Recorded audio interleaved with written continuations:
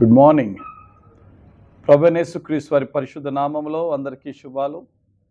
నేను ప్రయాణమై west Africa republic of Benin అనే దేశానికి పరిచర్య నిమిత్తం వెళ్తున్నాను. దారిలో ఇక ఎయిర్పోర్ట్ లాంజ్లో ఉండి ఈ వీడియోని పంపిస్తున్నాను. ప్రతిరోజు దేవుని వాక్యం ద్వారా మనం పోషింపబడదాం. దేవుని వాక్యం ద్వారా మన జీవితాలను సరిచేసుకుందాం. ఈరోజు మన అనుదిన ఆత్మీయ ఆహారంగా సామెతల గ్రంథంలో 10వ అధ్యాయం 3వ వచనాన్ని ధ్యానించుకుందాం.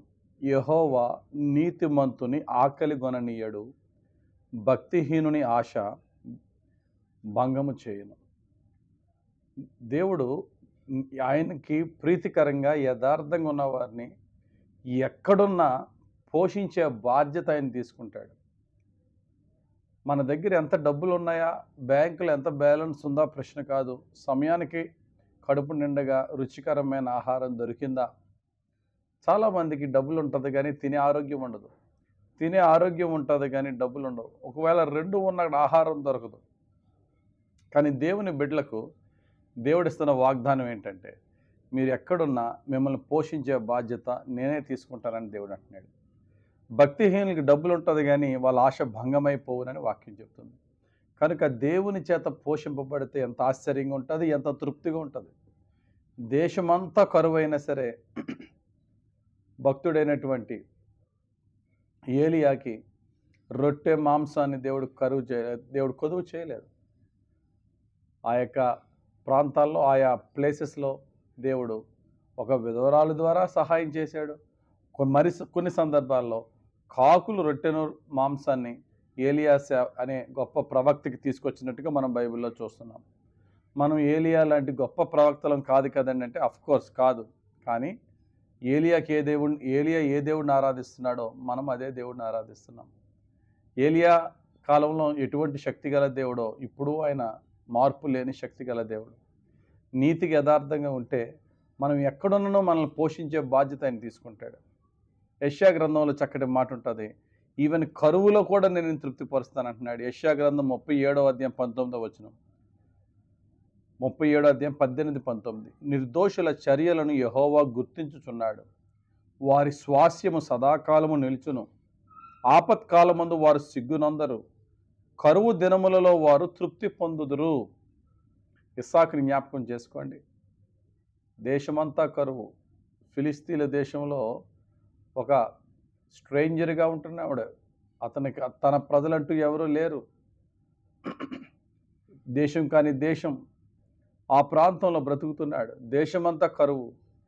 ప్రభువా నీవే నా ఆధారం అని చెప్పి నీతిగా యథార్థంగా విశ్వాసంగా జీవించిన ఇస్సాకు అతడు విత్తనం వేసి కరువు కాలంలో 100 ఫలము పొందెను అనే వాక్యం ఇక్కడ మనం చూస్తున్నాం. దేవుని పట్ల విశ్వాసము ఉన్న దాంట్లో నీతి యథార్థత కలిగితే అంటండి ప్రభు అంటున్నాడు, నువ్వు ఎక్కడికి వెళ్ళు, ఎడారిలోకి వెళ్తే అక్కడ జలధారలు లేని నీకు ప్రవహింపజేస్తా.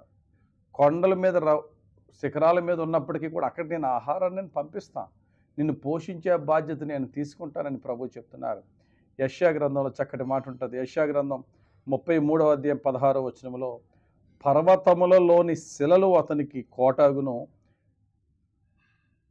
పర్వతములలోని శిలలు అతనికి కోట అగును, తప్పక అతనికి ఆహారము దొరుకును, అతని నీళ్లు అతనికి స్వాస్యముగా ఉండును. చూడండి, తప్పక అతనికి ఆహారము దొరుకును. ఎందుకంటే పై వచనంలో ఉంటుంది, అతడు యథార్థంగా జీవిస్తున్నాడు కనుక. అతడి చేతులు, అతడి యొక్క ప్రతి ఒక్క అవయవాలు, కన్నులు, నోరు, సమస్తాన్ని నాకు ప్రీతికరంగా ఉపయోగించుకుంటున్నాడు కనుక అతడు పర్వత శిఖరాల్లో ఉన్నప్పటికీ కూడా అక్కడికి కూడా నేను ఆహారాన్ని పంపుతానని దేవుడు అంటున్నాడు. ఇవన్నీ కూడా దేవుడు ఎవరికి ఇస్తున్నాడు ఆశీర్వాదాలు? యథార్థంగా ఆయన యందు విశ్వాసం ఉంచినప్పుడు నాకు అది లేదు ఇది లేదని చింతించవలసిన పని లేదు. అయ్యో నాకు సహాయం చేసేవారు లేరని బాధపడవలసిన పని లేదు. నువ్వు చింతించటం వల్ల నువ్వు తెచ్చుకునేది, పొందుకునేది, సంపాదించుకునేది ఏమీ లేదు. కొండ మీద చేసిన ప్రసంగంలో యేసయ్య అంటున్నారు, మత్తయి సువార్త 6వ అధ్యాయం 33వ వచనంలో, కాబట్టి మీరు ఆయన రాజ్యమును నీతిని మొదట వెతుకుడి, అప్పుడు అవన్నీ మీకు అనుగ్రహింపబడి. ఏమి లేవని నువ్వు చింతిస్తున్నావో అన్నీ దేవుడిస్తాడు. కాకపోతే మనకు కావాల్సింది ఏంటండి? దేవుని పట్ల విశ్వాసము, ఉన్న దాంట్లో యథార్థంగా బ్రతికే జీవితం, నీతి. డబ్బు రావచ్చు, డబ్బు పోవచ్చు. యథార్థత, నీతి మనం ఎప్పుడు కూడా విడిచిపెట్టకూడదు. అదే భక్తుడని యోసేపుని చూసి మనం నేర్చుకోవచ్చు. యోసేపు అన్నయ్యలు, యోసేపు తన ఆస్తిని ఎక్కడ షేర్ చేసుకుంటాడో, తండ్రి అందరికన్నా ఎక్కువ ఎక్కడ ఇచ్చేస్తాడని యోసేపుని గెంటేశారు ఇంట్లో నుంచి. యోసేపుని అమ్మేశారు. కానీ యోసేపు ఐగుప్తుకు వెళ్ళిపోయిన తర్వాత కరువులు వాళ్ళ అన్నయ్యలందరూ కూడా అల్లాడిపోయారు. యోసేపు ఏనాడు కరువు అనుభవించలేదు. ఎందుకంటే అతడు నీతిమంతుడు, యథార్థవంతుడు. తన ఇంట్లో ఉన్నప్పుడు తండ్రి దగ్గర సమృద్ధి పొందుకున్నాడు. ఐగుప్తులో ఉన్నప్పుడు, పొతీఫర్ ఇంట్లో ఉన్నప్పుడు, జైల్లో ఉన్నప్పుడు, ప్రధానమంత్రి అయినప్పుడు ఎన్నడూ ఏ లోటు చేయలేదు దేవుడు. దేవునికి ప్రీతికరంగా ఉందాం. దేవుడు మనల్ని ఎక్కడున్నా పోషించే బాధ్యత ఆయన తీసుకుంటాడు. మనుషుల మీద ఆధారపడద్దు, ప్రభు వైపు చూద్దాం. ప్రతిరోజు తృప్తి చెందుదాం. దేని గురించి చింతించొద్దు. ఉన్న దాంట్లో తృప్తిగా ఉందాం. దేవుడు ఎక్కువ ఇచ్చినా సరే, తక్కువ ఉన్నా సరే, అన్నీ దేవుడిచ్చిందే కాబట్టి దేవుని కృతజ్ఞతగా ఉందాం. అవిశ్వాసులుగా లేదని కృంగిపోవద్దు. ఇచ్చినప్పుడు గర్వముతో కన్నులు నెత్తికెక్కిన విధంగా మనం ప్రవర్తించొద్దు.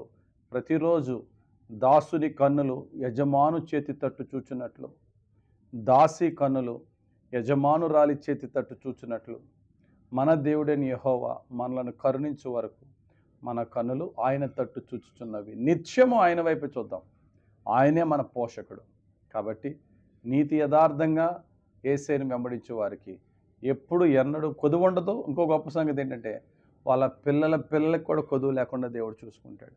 అట్టి జీవితము మనకి పరిశుద్ధాత్ముడు కలుగుజేయునుగాక. ఆ విధంగా మనల్ని మనం దేవునికి సమర్పించుకుందాం. దేవుడి మాటలు మన జీవితంలో నెరవేర్చునుగాక. ఆమేన్. పరిశుద్ధుడా, ప్రేమ కలిగిన తండ్రి, ఈ దినమునకు తండ్రి వాక్యాన్ని పంపటానికి నీ కృప నాకు ఇచ్చినందుకు వందనాలు. మేము ఎవరు ఎక్కడున్నాను మీ వైపు చూస్తూ, నీవు కోరిన యథార్థ మార్గములు మేము నడుస్తూ, ప్రతి దినము నీ చేత పోషింపబడుతూ, నీ శాంతి, సమాధానము, నీ సమృద్ధి, నీ సంరక్షణ, నీ మహిమైశ్వర్యములు దీవింపబడే జీవితము ఇప్పుడు ఎల్లప్పుడూ మాకు దయచేయమని యేసుక్రీస్తు వారి పరిశుద్ధ నామంలో ప్రార్థించి వేడుకొనుచున్నాం పరమ తండ్రి. ఆమెన్. మన తండ్రి అయిన యెహోవా దేవుని ప్రేమ, రక్షకుడైన యేసుక్రీస్తు ప్రభు యొక్క కృప, ఆదరించి పరిశుద్ధాత్మ దేవుని అభిషేకము హెచ్చుగా మనపై దిగి వచ్చి మనలను నీతి యథార్థ మార్గములో, రక్షణ మార్గములో పరిశుద్ధాత్ముడు ఇప్పుడు ఎల్లప్పుడూ నడిపించును గాక. Amen. God bless you. Have a very blessed day.